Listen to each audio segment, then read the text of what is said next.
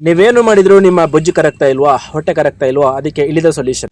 ರಾತ್ರಿ ಮಲಗುವ ವೇಳೆಯಲ್ಲಿ ಒಂದು ಬೌಲ್ನಲ್ಲಿ ನೀರಿಟ್ಟು ಅದರಲ್ಲಿ ಒಂದು ಹಿಡಿಯಷ್ಟು ನೆಲಗಡಲೆಯನ್ನು, ಒಂದು ಹಿಡಿಯಷ್ಟು ಚಣಗಡಲೆಯನ್ನು ಹಾಗೂ ಒಂದು ಹಿಡಿಯಷ್ಟು ಇಲ್ಲ 2 ಹಿಡಿಯಷ್ಟು ಹೆಸರು ಕಾಳನ್ನು ನೆನೆಯಲಿಡಬೇಕು.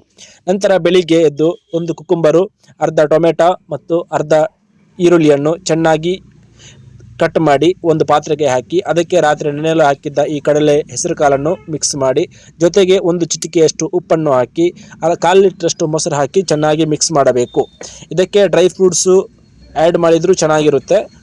ಡ್ರೈ ಫ್ರೂಟ್ಸ್ ಏನಾದರೂ ಇದ್ದರೂ ಆ್ಯಡ್ ಮಾಡಬಹುದು.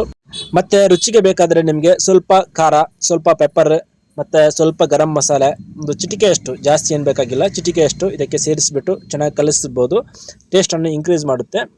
ಈ ಥರದ ಫುಡ್ಡು ನಿಮಗೆ ಏನಕ್ಕೆ ಲಾಭ ಆಗುತ್ತೆ ಅಂತ ಹೇಳಿದ್ರೆ, ದೇಹ ಒಂದೊಂದು ಸಲ ಆಲಸ್ಯವಾಗಿರುತ್ತೆ, ಅಸಡ್ಡೆಯಾಗಿರುತ್ತೆ, ಅಂಥ ಸಮಸ್ಯೆಗಳಿಗೆಲ್ಲ ಇದು ರಾಮಬಾಣ ಅಂತ ಹೇಳ್ಬೋದು.